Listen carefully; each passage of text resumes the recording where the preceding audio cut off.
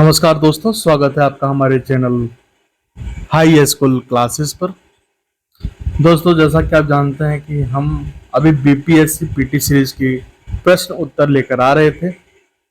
साथ में हमें अब ये ऐसा लगा कि आपके लिए करंट अफेयर के लिए भी कुछ लाना चाहिए, तो आज हम लेकर आए हैं करंट अफेयर की कुछ जरूरी विषय के शब्द और जानकारियाँ। दोस्तों, एक लाइन लिखा हुआ है, उसके साथ हम शुरुआत करना चाहेंगे आज के करंट अफेयर्स का। लाइन कुछ इस प्रकार है: भविष्य वह आईना है जिसे हम अपने अतीत की गलतियों को साफ साफ देखते हैं। इसी के साथ चलते हैं दोस्तों हम अपने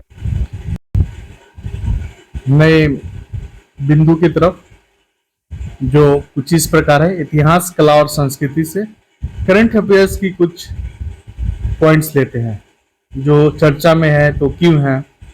जैसे हाल ही में असम के शिवसागर जिले में एक रंगशाला रंगघर, जिसको कहा जा सकता है, पर लेजर शो के दौरान धार्मिक प्रतीकों के प्रदर्शन के कारण विवाद उत्पन्न हो गया। प्रमुख बिंदु, जैसे उसकी प्रमुख बिंदु आपको बताते हैं। रंगघर पूर्वोत्तर राज्य असम में स्थित एक 2 मंजिला इमारत है।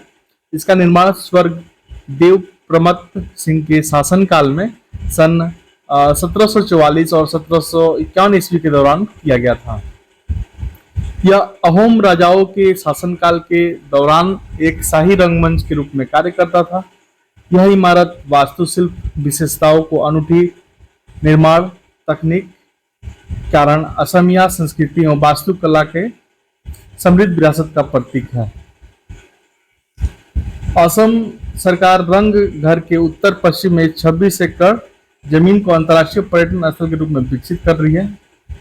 ये जो तस्वीर आप देख पा रहे हैं दोस्तों, ये ही तस्वीर है वो रंग घर का, जिसे अहोम राजाओं के शासनकाल में 1744 और 1751 के बीच में बनाया गया था। आइए दोस्तों, छम नृत्य के बारे में जानते हैं। चर्चा में क्यों है, इसके लिए महत्वपूर्ण है जान लेना ये। बुद्ध पूर्णिमा के अवसर पर विभिन्न बौद्ध मठों में छम नृत्य का आयोजन किया गया। छम नृत्य जो है ना दोस्तों, वो बौद्ध मठों के लिए किया जाता है। यह हिमाचल प्रदेश और अन्य हिमालयी क्षेत्रों में प्रचलित नृत्य के रूप में है, जो सांस्कृतिक एवं बौद्ध धार्मिक परंपराओं से जुड़ा हुआ है। विशिष्ट वेशभूषा और मुखौटा इस नृत्य का एक अभिन्न अंग है। मुखौटे व्यक्तियों के समान स्वभाव को ढककर उनमें देवत्व की गुणों को प्रस्तुत करते हैं। यह नृत्य बौद्ध त्योहारों और मठों के आयोजनों का मुख्य आकर्षण है तथा मानवता की भलाई, बुरी आत्माओं को विनाश और नैतिकता का संदेश भी देता है। इस नृत्य का मुख्य विषय वस्तु दुष्ट राजा को मारने की इर्द गिर्द होती है। मनुष्य में दुष्ट प्रवृत्तियों, प्राकृतिक आपदाओं, बीमारियों और महामारी का प्रतीक है। अब देखते हैं नवरत्नगढ़ चर्चा में क्यों है। ऐतिहासिक धरोहर के रूप में मान्यता प्राप्त झारखंड के गुमला जिले स्थित नवरत्नगढ़ की चर्चा प्रधानमंत्री ने अपने मन की बात कार्यक्रम के 100वें एपिसोड में किया। इसके जो प्रमुख बिंदु हैं उसको देख लेते हैं दोस्तों, वो कुछ इस प्रकार है। नवरत्नगढ़ झारखंड राज्य के गुमला जिले में स्थित एक ऐतिहासिक स्थल है। यहाँ मुगल साम्राज्य और नागवंशी राजाओं का इतिहास छिपा है। इसे वर्ष 2009 में राष्ट्रीय पुरातात्विक धरोहर घोषित किया जा चुका है। नागवंशी राजवंश के राजा दुर्जनशाल ने नवरत्नगढ़ को अपनी राजधानी बनाया। मुगलों से सुरक्षा के लिए यहाँ एक किले का निर्माण करवाया। इसे दोईसागढ़ के नाम से भी जाना जाता है। हीरे की गहन परख के कारण दुर्जनशाल को हीरा राजा भी कहते हैं। ये जो है जहांगीर के समकालीन थे। नवरत्नगढ़ के महल एवं मंदिर के वर्तमान परिसर में मुख्य स्मारक है। इसका निर्माण 16वीं शताब्दी और 17वीं शताब्दी के बीच कराया गया था। नागवंशी राजाओं की परंपरा थी कि वे प्रजा से कर नहीं वसूल करते थे, इसलिए इनका गढ़ आलीशान महल नहीं हुआ करता था। आइए दोस्तों, चलते हैं अगले की तरफ। किले के चारों ओर खाई थी और यहाँ प्रवेश करने का एकमात्र रास्ता पहाड़ी से होकर गुजरता था। पुरातत्व विभाग की खुदाई में यहाँ जमीन के अंदर कई खुफिया भवन और महल मिले हैं। अब जान लेते हैं तमिलनाडु में जो शिलालेख की खोज है यह चर्चा में क्यों है। भारतीय पुरातत्व सर्वेक्षण ASI को तिरुपति जिले के टोडमांडू गांव में एक पुराने शिव मंदिर के खंडहर से 11वीं व 13वीं शताब्दी की तमिल भाषा में लिखित 2 खंडित शिलालेख प्राप्त हुए हैं। एक शिलालेख में कोनेरी चारों तरफ से सीढ़ियों वाला एक चौकोर तालाब के लिए भूमि उपहार के रूप में देने का रिकॉर्ड है। इसमें कुदीवरम, पथुवरम और आइथिनेल धान जैसे कुछ करों का भी उल्लेख है। दूसरा शिलालेख सुंदर पांडे से संबंधित है, जो तमिल भाषा में 13वीं शताब्दी में प्रचलित अक्षरों में लिखा गया है। यह शिलालेख पांडे राजा सुंदर पांडे के शासनकाल के 11वें वर्ष में जारी किया गया था। यह अधूरा शिलालेख जिसमें बताया गया है कि टोडिमान अरुड़ के निवासी तिरुवेकंडू दयार वयन के पुत्र अकनायन और थिकनई के स्वामित्व वाली भूमि की बिक्री 100 पन्नम मतलब एक प्रकार की मुद्रा में की गई है। यह भूमि 2 अलग अलग स्थानों पर स्थित थी। मारवर्मन सुंदर पांडे प्रथम, ये जो राजा हैं, शासक हैं, इनके बारे में जानते हैं। पांड्यन राजा मारवर्मन सुंदर पांडे प्रथम ने 1216 और 1238 ईस्वी के बीच दक्षिण भारत के क्षेत्रों पर शासन किया था। कई शताब्दियों तक चोलाओं के प्रभुत्व के बाद मारवर्मन सुंदर पांडे ने पांड्य साम्राज्य का पुनरुद्धार किया था। चोलों पर मारवर्मन सुंदर पांडे की जीत का वर्णन थिरुक्कोलूर वर्तमान तिरुनेलवेली जिले में शिलालेख में किया गया है। विरासत और उपाधि के बारे में जान लेते हैं इनके। मारवर्मन सुंदर पांडे तथा पांड्य साम्राज्य का पुनरुद्धार किया था और द्वितीय पांड्य साम्राज्य कहा जाता है। इससे पहले चोलों के जागीरदार थे और इन्होंने 13वीं शताब्दी के उत्तरार्ध में पांडवों के प्रभुत्व की नींव मजबूत रखी थी। तिरुवनंतपुरम के शिलालेखों के अनुसार इन्होंने कलियुग्राम और आदिश पांडेदेव की उपाधि धारण किया। इनके द्वारा जारी किए गए सिक्कों पर सोना दुगोदन चोल देश का विजेता की उपाधि भी अंकित है। अगला जो देख लेते हैं दोस्तों वो है मोनलम चिन्मो। यह चर्चा में क्यों है देख लेते हैं। हाल ही में लद्दाख में 5 दिवसीय मोनलम चिन्मो महोत्सव की शुरुआत की गई। कोविड-19 के कारण 3 वर्ष बाद यह सामूहिक प्रार्थना शुरू की गई है। मोनलम चिन्मो के बारे में कुछ विशेष ये है कि यह लद्दाख का वार्षिक महात्मा महोत्सव है। इसे वर्ष 1991 में आयोजित किया जा रहा है। इस मतलब 1991 से आयोजित किया जा रहा है। इसका आयोजन तिब्बती चंद्र कैलेंडर के तीसरे माह के 21वें से 25वें दिन तक किया जाता है। इस दौरान विश्व शांति और खुशी के लिए बौद्ध भिक्षुओं और भिक्षुणियों द्वारा सामूहिक प्रार्थना शिविर का आयोजन किया जाता है। इस वर्ष कार्यक्रम का आयोजन ऑल लद्दाख गोपा एसोसिएशन द्वारा किया गया था। यह उत्सव लद्दाख के संघ समुदाय की प्रार्थना के लिए एक मंच का एकत्रित करता है। इस आयोजन के साथ साथ लेह में जिला प्रशासन के सहयोग से संघ समुदाय के लिए एक विशेष शिविर का आयोजन किया गया, जिसे संघ के लिए सेवा नाम दिया गया है।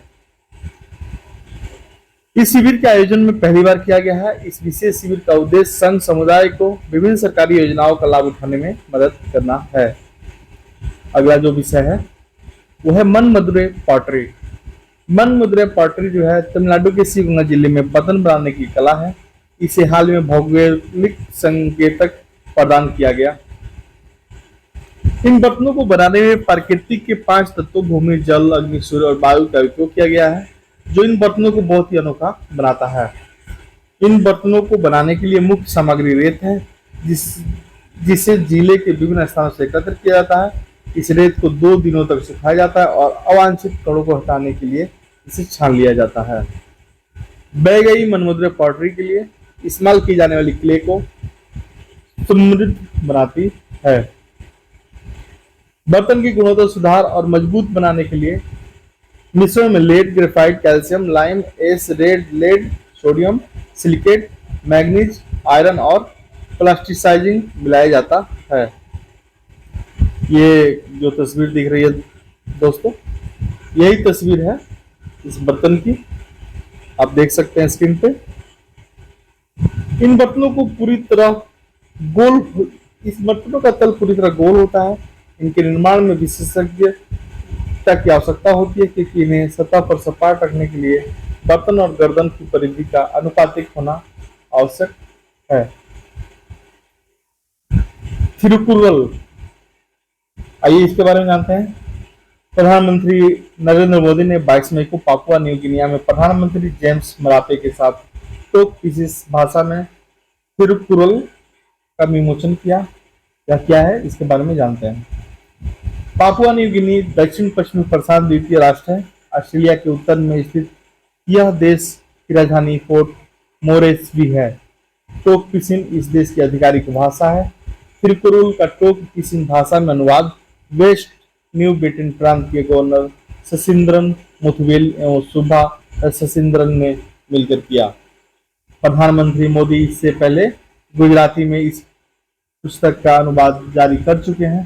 नरेंद्र मोदी ने जेम्स मरापे के साथ भारत एवं 14 प्रशांत द्वीपीय राष्ट्रों के बीच एक प्रमुख शिखर सम्मेलन की सह मेजबानी की। वे पापुआ न्यू गिनिया की यात्रा करते वाले पहले भारतीय प्रधानमंत्री बन गए हैं। थिरुकुरल के बारे में कुछ इस प्रकार जानकारी लेते हैं आपको। थिरुकुरल एक उत्कृष्ट प्राचीन तमिल ग्रंथ है। इसे कुरल भी कहते हैं। नीति शास्त्र के इस महान ग्रंथ की रचना तिरुवल्लुवर ने की थी। आइए चलते हैं अगले विषय की तरफ। अगला जो विषय है इसी से जुड़ा हुआ, यह 1330 कुरल मतलब छंद या मुक्तक का संग्रह है, जो नैतिकता, शासन, प्रेम, आध्यात्मिकता और सहित जीवन के विभिन्न पहलू पर ज्ञान का स्रोत है।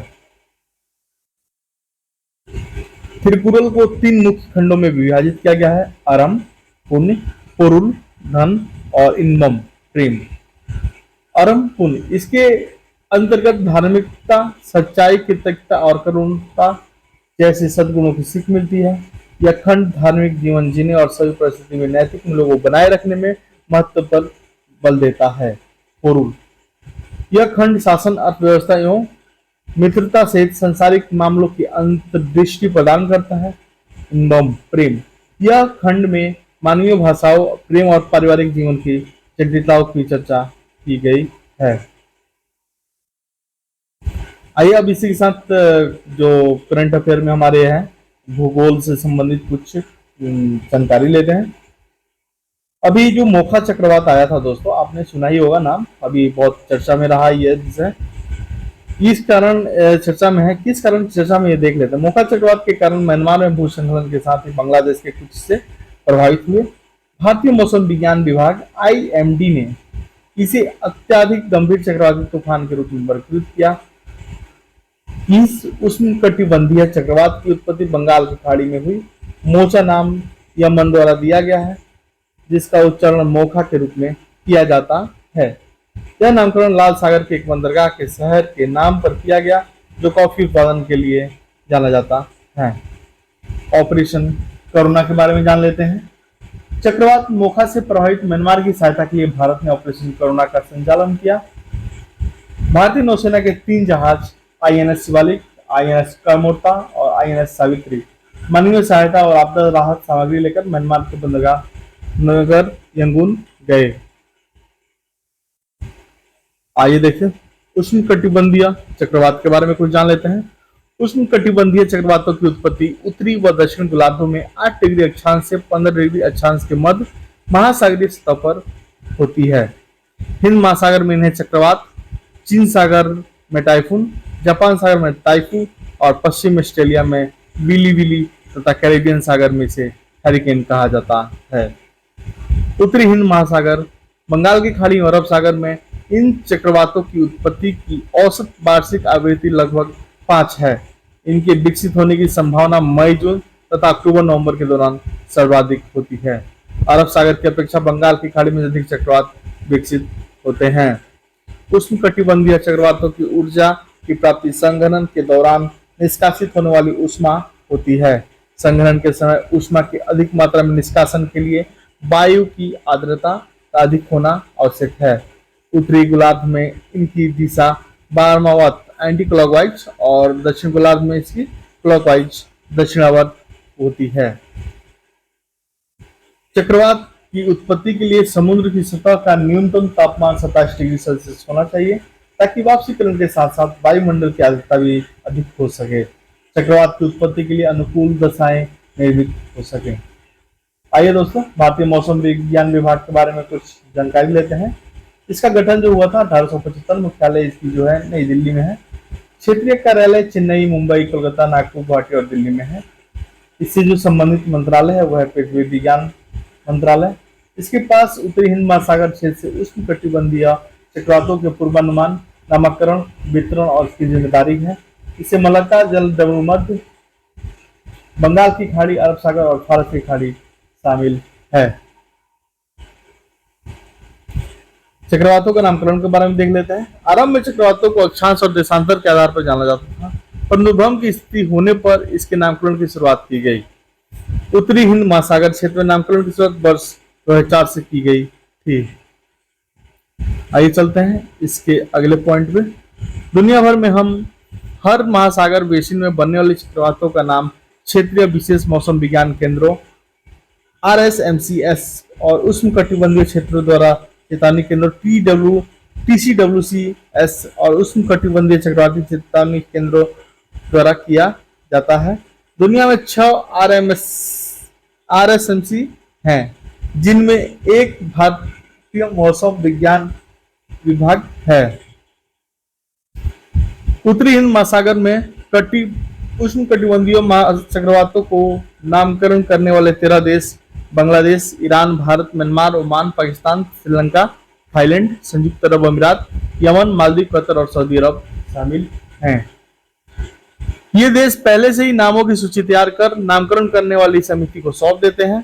तत्पश्चात समिति इस सूची में से देश का नाम के वर्णमाला क्रम के अनुसार चक्रवातों का नामकरण करती है। शोनडोंग गुफा, आइए दोस्तों जानते हैं ये शोनडोंग गुफा जो है यह चर्चा में क्यों है।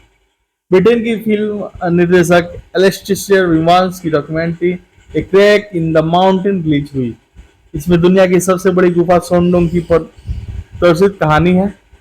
आइए इसकी बिंदु के बारे में जान लेते हैं। शोनडोंग गुफा दुनिया की सबसे बड़ी प्राकृतिक चुनापत्थर की गुफा है। यह गुफा मध्य वियतनाम के क्वांग बिन प्रांत में है और लगभग 400 से 450 मिलियन वर्ष पुरानी है। इस गुफा की खोज 1991 में एक स्थानीय वनवासी हो खान ने की। अब यह फोंग नहा के बंग राष्ट्रीय उद्यान में स्थित है, जो यूनेस्को की विश्व धरोहर स्थल है। इसे दुनिया का 8वां अजूबा भी कहते हैं। इसकी जो कुल लंबाई है 9 किलोमीटर और पृथ्वी पर इस किसी भी गुफा का सबसे बड़ा गुफा मार्ग है। इस गुफा के कई जटिल व विशाल स्टेलेक्टाइटिस 80 मीटर से अधिक उच्च हैं और इसके अंदर उगने वाले आदिम वर्षा वन पाए जाते हैं। इस गुफा के अपना पारिस्थितिक तंत्र और मौसम है जो बाहरी दुनिया से अलग है। इसमें 150 अलग अलग गुफाएं एवं घना भूमिगत जंगल और कई भूमिगत नदियां शामिल हैं। आइए आगे देखते हैं राष्ट्रीय घटनाक्रम के बारे में, मन की बात के 100वें एपिसोड के बारे में, क्योंकि ये चर्चा में है दोस्तों, क्योंकि 30 अप्रैल को प्रधानमंत्री नरेंद्र मोदी के लोकप्रिय रेडियो कार्यक्रम मन की बात के 100 एपिसोड पूरे हुए।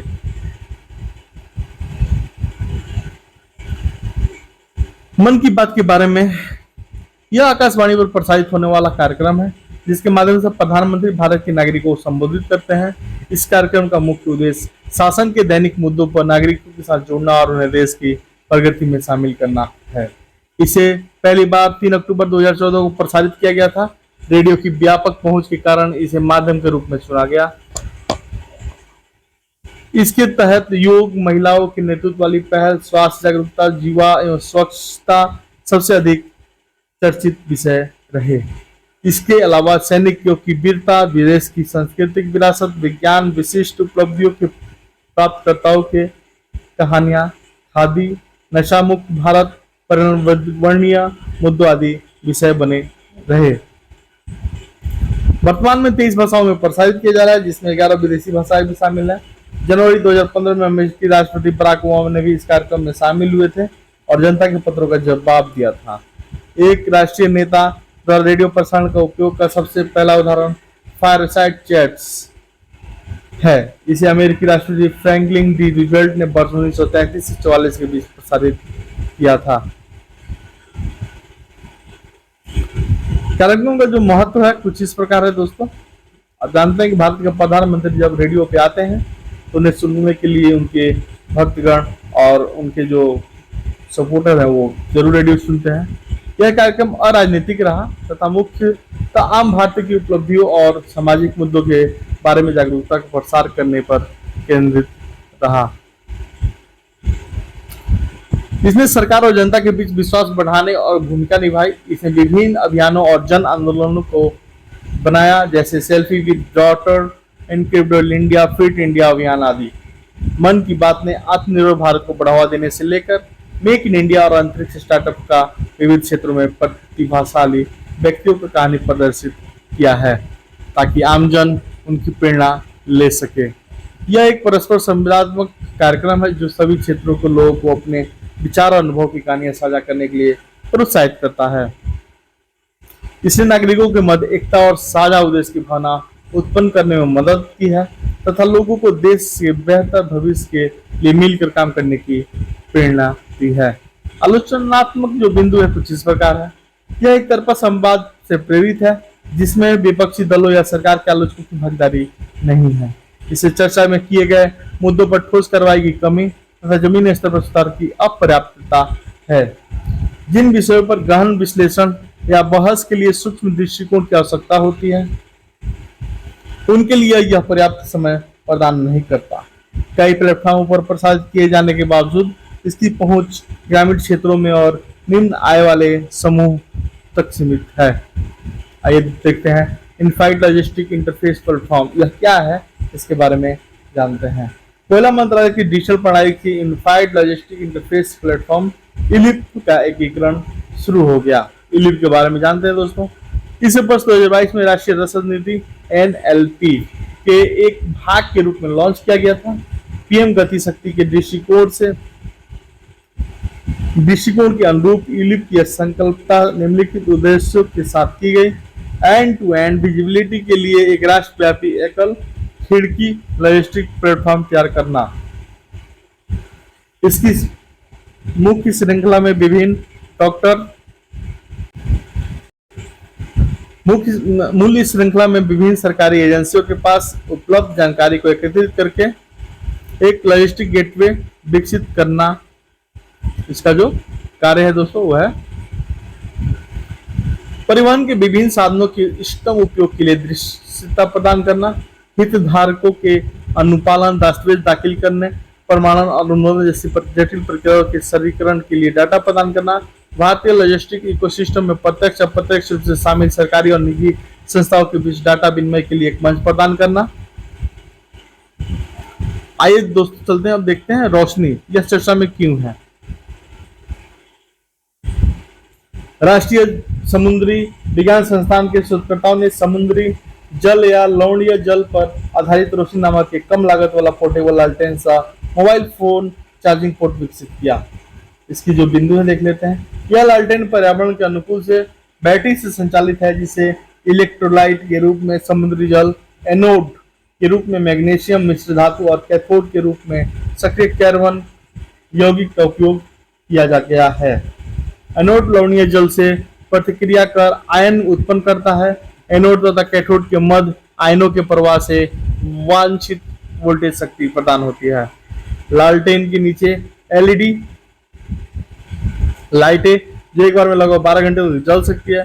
इस मोबाइल फोन को चार्ज करने के लिए एक यूएसबी पोर्ट है। आइए दोस्तों जानते हैं सक्षम प्लेटफॉर्म के बारे में। हाल ही में केंद्रीय स्वास्थ्य और परिवार कल्याण मंत्रालय ने सक्षम नामक एक अधिगम प्रबंधन सूचना प्रणाली का शुभारंभ किया है। सक्षम एक डिजिटल लर्निंग प्लेटफॉर्म है जिसका नाम सतत स्वास्थ्य प्रबंधन के लिए उन्नत ज्ञान को प्रोत्साहित करना। यह देश के सभी स्वास्थ्य पेशेवर के लिए ऑनलाइन प्रशिक्षण और चिकित्सा प्रदान करने के लिए एक समर्पित एकत्रित मंच है। यह डिजिटल लर्निंग प्लेटफॉर्म ग्रामीण और दूर दराज के क्षेत्रों में स्थित प्राथमिक स्वास्थ्य केंद्रों से लेकर महानगरों के तृतीयक देखभाल और कॉरपोरेट अस्पतालों तक स्वास्थ्य पेशेवरों की समावेशी क्षमता निर्माण और सुनिश्चित करेगा। इस डिजिटल लर्निंग प्लेटफॉर्म का विकास राष्ट्रीय स्वास्थ्य एवं परिवार कल्याण मंत्रालय ने किया है।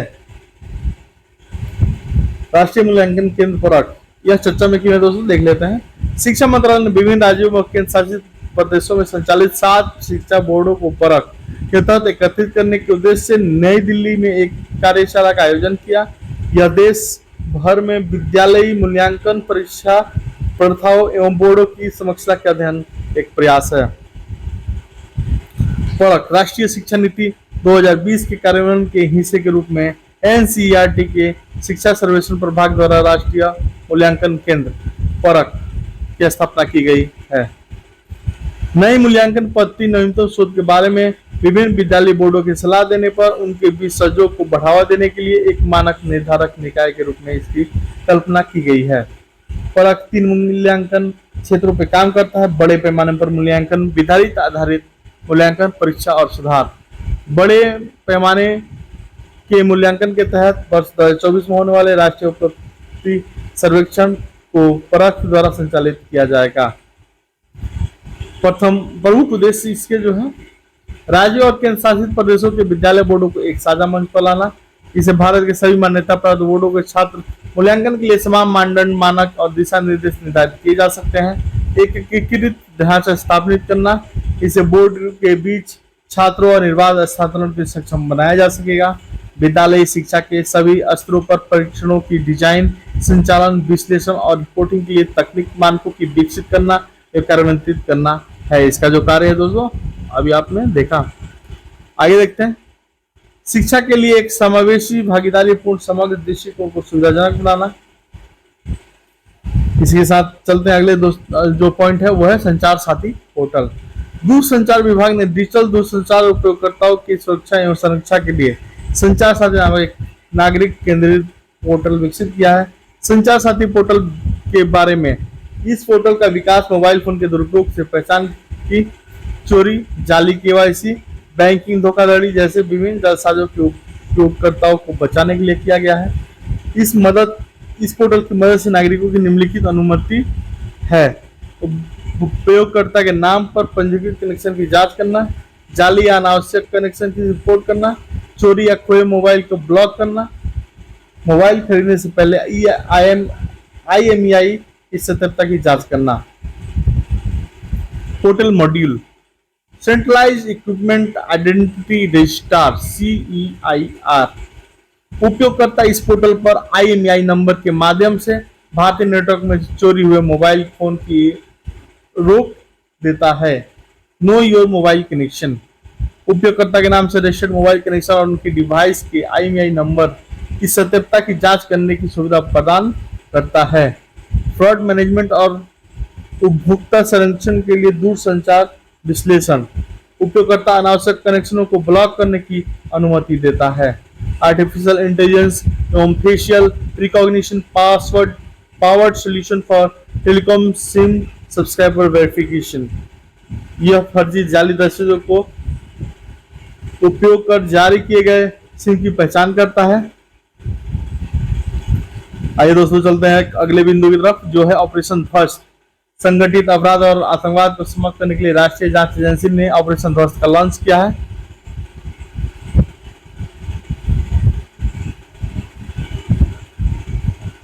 इसका उद्देश्य राष्ट्रीय सुरक्षा के लिए खतरा उत्पन्न करने वाले आतंकवादी समूहों, गैंगस्टर्स, ड्रग्स तस्करों से जुड़े गठबंधनों को समाप्त करना है। इसके तहत NIA ने स्थानीय कानून प्रवर्तन एजेंसियों के साथ समन्वय की छापेमारी करके नियोजित ऑपरेशन शुरू किया है।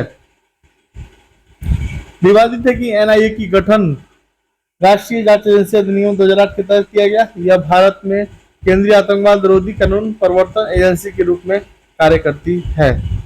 अब देखते दोस्तों देख लेते हैं अंतर्राष्ट्रीय घटनाक्रम जो अभी हाल फिलहाल में हुआ है, चर्चा में क्यों है। जैसे अरब लीग, हाल ही में मिस्र के काहिरा में संपन्न अरब लीग की बैठक में सीरिया की सदस्यता को पुनः बहाल करने का निर्णय लिया गया है। वर्ष 2011 में लोकतंत्र समर्थक प्रदर्शनों पर राष्ट्रपति बशर अल असद की दंडात्मक कार्रवाई के बाद सीरिया को अरब लीग से बाहर कर दिया गया था। अरब लीग के बारे में, यह लीग उत्तरी अफ्रीका, पूर्वोत्तर अफ्रीका, दक्षिण पश्चिम एशिया के अरब देशों के एक क्षेत्रीय संगठन है। यह देश अन्य मुद्दों के साथ साथ आर्थिक एवं सैन्य मामलों पर सहयोग के लिए प्रतिबद्ध है। इसकी स्थापना वर्ष 1945 में मिस्र की राजधानी कायरा में हुई थी। 6 देशों मिस्र, इराक, जॉर्डन, लेबनान और सऊदी अरब और सीरिया इसके संस्थापक सदस्य थे। सीरिया के शामिल होने के बाद इसकी सदस्यों की संख्या जो है वो 23 हो गई है और इसके निर्णय बहुमत के आधार पर लिए जाते हैं, लेकिन सदस्य देशों की प्रस्तावों का पालन कराने के लिए कोई बाध्यकारी तंत्र नहीं है। इसके जो उद्देश्य हैं दोस्तों कुछ इस प्रकार है। सदस्य देशों के मध्य संबंधों का घनिष्ठता बनाना, राजनीतिक गतिविधियों को समन्वय स्थापित करना, सदस्य देशों की स्वतंत्रता एवं संप्रभुता की रक्षा करना और अरब देशों के हितों की प्रोत्साहन करना।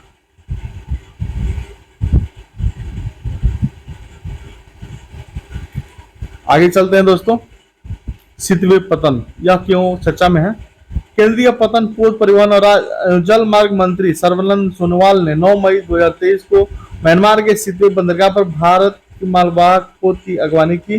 साथ ही कोलकाता स्थित श्यामा प्रसाद मुखर्जी पतन से म्यांमार के रखाइन प्रांत स्थित सितवे पतन के बीच मालवाहक पोतों और नियमित पारागम का भी उद्घाटन किया। यह दक्षिण पूर्व एशिया के आसपास जोड़ने का कार्य करता है।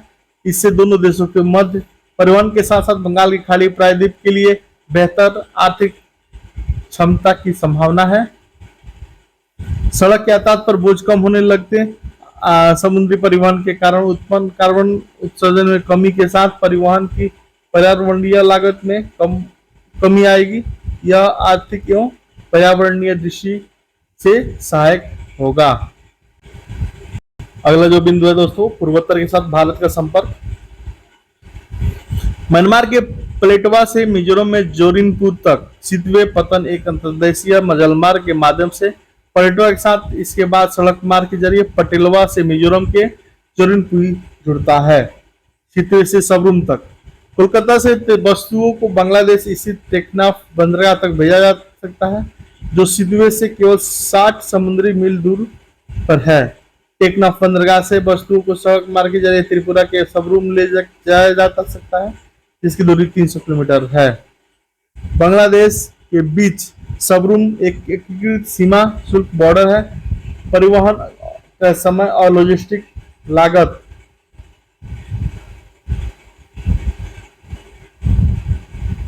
में महत्वपूर्ण कमी आएगी। सितवे पतन और कलादान परियोजना से त्रिपुरा को बहुत लाभ होगा। आगे चलते हैं सितवे पतन के बारे में। इसका विकास कलादान मल्टी मॉडल ट्रांसपोर्ट परियोजना का एक हिस्सा है। यह दक्षिण पूर्व एशिया के साथ मल्टी मॉडल ट्रांजिट कनेक्टिविटी प्रदान करता है। सितवे पतन को मिजोरम तथा सितवे पतन को जोड़ने वाली कालादान नदी पर मल्टी मॉडल पारागमन परिवहन की सुविधा निर्माण एवं परिचालन के लिए भारत और म्यांमार के बीच एक प्रारूप समझौते के तहत विकसित किया गया है। यह पतन पूर्वोत्तर के अलावा दक्षिण पूर्व एशिया के साथ एक पुल के रूप में कार्य करके भारत और म्यांमार के अलावा बांग्लादेश, भूटान, नेपाल के लिए भी बड़ी व्यवसायिक संभावनाओं को खोलेगा। हाल ही में दोस्तों देखते हैं छठा हिंद महासागर सम्मेलन क्यों चर्चा में रहा। हाल ही में ढाका में हिंद महासागर सम्मेलन IOC इंडियन ओशियन क्या बोलते हैं इसको कॉन्फ्रेंस के छठे संस्करण का आयोजन किया गया। यह आयोजन दिल्ली स्थित थिंक टैंक इंडिया फाउंडेशन तथा बांग्लादेश विदेश मंत्रालय के सहयोग से किया गया। आइए इसकी कुछ बिंदुओं पर नजर डालते हैं। इस वर्ष के सम्मेलन का विषय शांति, समृद्धि और एक लचीले भविष्य के लिए साझेदार है, जो कोविड की बाद की स्थिति, रूस और यूक्रेन युद्ध पर केंद्रित है। यह सम्मेलन वर्ष 2016 से प्रतिवर्ष आयोजित किया जा रहा है। भारत के विदेश मंत्री एस जयशंकर ने इसमें भाग लेते हुए कहा कि हिंद महासागर क्षेत्र कनेक्टिविटी सुधार और उसके विविध देशों की प्राथमिकता होनी चाहिए। इस सम्मेलन पर हिंद प्रशांत क्षेत्र के लिए आर्थिक रूप से अस्थायी भविष्य को रोड मैप, शांति और समृद्धि के लिए साझेदारी तथा शांतिपूर्ण और टिकाऊ हिंद प्रशांत के लिए पारंपरिक सुरक्षा चेतावनियां निपटाने की चर्चा की गई। महासागर में भारत ने हिंद महासागर के सभी देशों की भलाई और प्रगति की प्रतिबद्धता दोहराते हुए पड़ोसी पहले नीति सागर विजन और विस्तृत पड़ोस के दृष्टिकोण पर रेखांकित किया। आइए दोस्तों चलते हैं हिंद महासागर सम्मेलन का महत्व देखते हैं। यह सम्मेलन क्षेत्रीय उद्देश्य से संबंधित मामलों पर चर्चा करने के लिए एक महत्वपूर्ण मंच है। यह सुरक्षा और विकास की क्षेत्रीय सहयोग की संभावनाओं को विचार विमर्श करने के साथ ही क्षेत्र के प्रमुख समुद्री भागीदारों को एक साझा मंच प्रदान करता है। इसका उद्देश्य हिंद महासागर के देशों के साथ साझेदारी को मजबूत करना,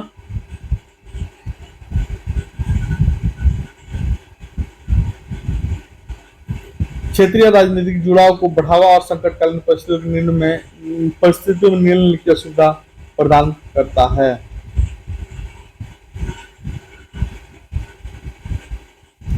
अगला जो बिंदु है, रस्क अस्तारा रेलवे लिंक। अंतर्राष्ट्रीय उत्तर दक्षिण पश्चिम गलियारे INSTC के एक हिस्से में ईरान और रस्क अल अस्तारा रेलवे लिंक के निर्माण के लिए रूस और ईरान ने एक समझौते पर हस्ताक्षर किए हैं। रस्क अस्तारा रेलवे लिंक के बारे में, यह कैस्पियन सागर के पास ईरान के तटीय शहर रस्क को अजरबैजान के सीमावर्ती शहर अस्तारा से जोड़ेगा। इस रेलवे का लिंक यात्रा के समय 4 दिन की कमी की जाएगी। इसका उद्देश्य रेलवे और समुद्री परिवहन के माध्यम से भारत में रूस, ईरान, अजरबैजान व अन्य देशों को जोड़ना चाहता है। यह अंतर महाद्वीपीय लिंक से इन क्षेत्रों के मध्य सुचारू रूप से व्यवहार व कनेक्टिविटी की सूचना प्रदान करेगा। कैस्पियन सागर तट पर रेलवे की उपस्थिति बाल्टिक सागर पर रूसी बंदरगाहों को हिंद महासागर की खाड़ी में ईरान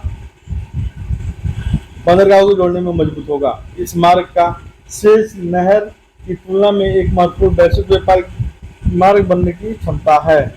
वैश्विक यातायात प्रवाह में विविधता, प्रतिस्पर्धा लाभ, यात्रा की अवधि एवं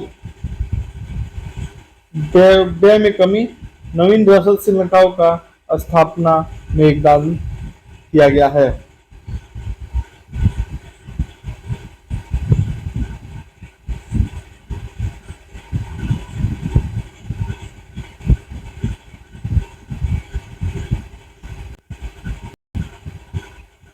अंतर्राष्ट्रीय उत्तर दक्षिण परिवहन गलियारा। यह 7200 किलोमीटर लंबा एक परिवहन नेटवर्क है जो भारत, ईरान, अजरबैजान, रूस, मध्य एशिया और यूरोप का जहाज, रेल एवं सड़क मार्गों को जोड़ता है। वर्ष 2000 में परिवहन सहयोग बढ़ावा देने के लिए ईरान, रूस और भारत ने इसकी शुरुआत की थी। इसके बाद 10 अन्य देश को शामिल किया गया। बुल्गारिया को पर्यवेक्षक राज्य का दर्जा दिया गया है।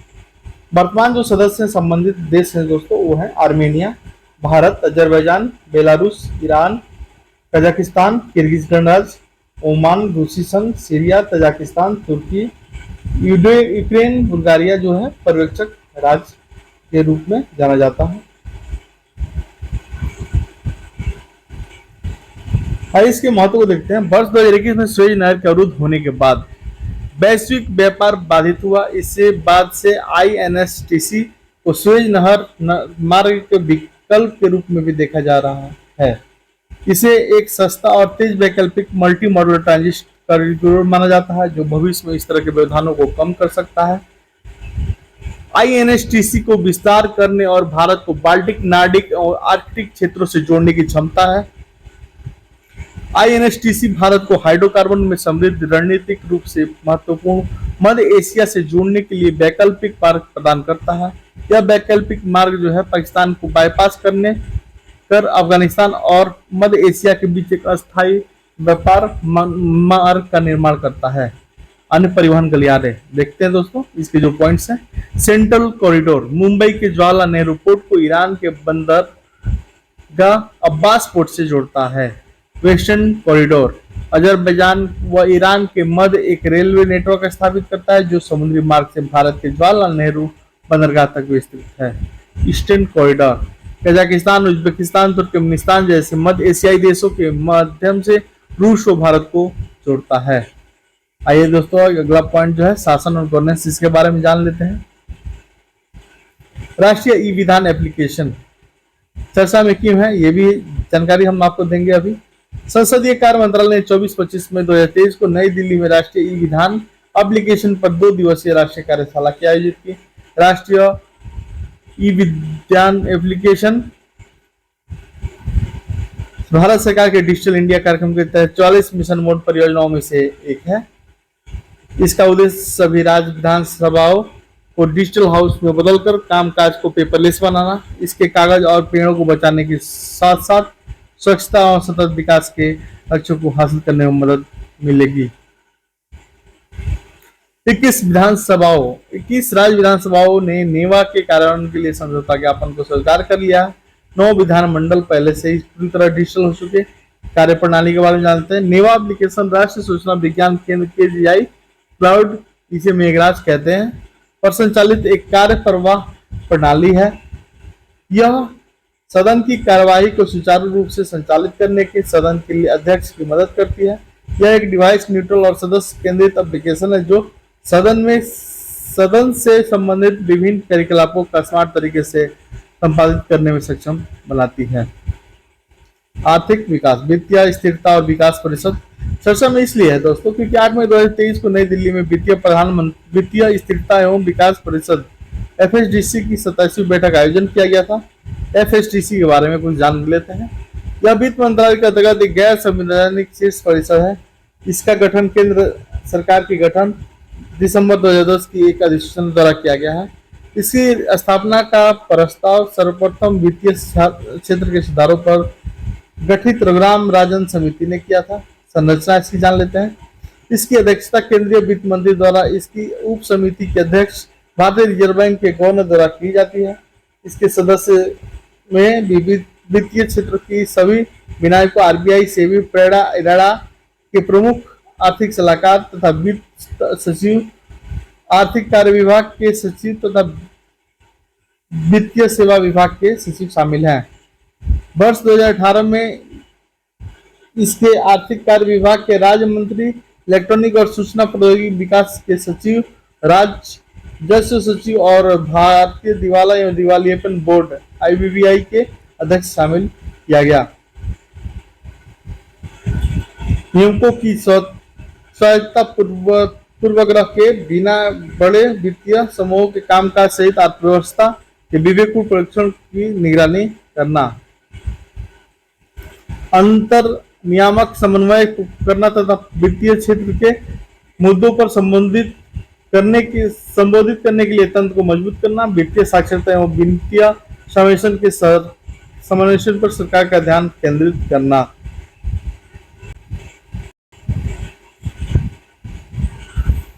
भारतीय बीमा सूचना ब्यूरो चर्चा में क्यों है? रूस के हैकर्स ने रैनसमवेयर हमला करके भारतीय बीमा सूचना ब्यूरो के डाटा को नुकसान पहुंचाने का प्रयास किया था।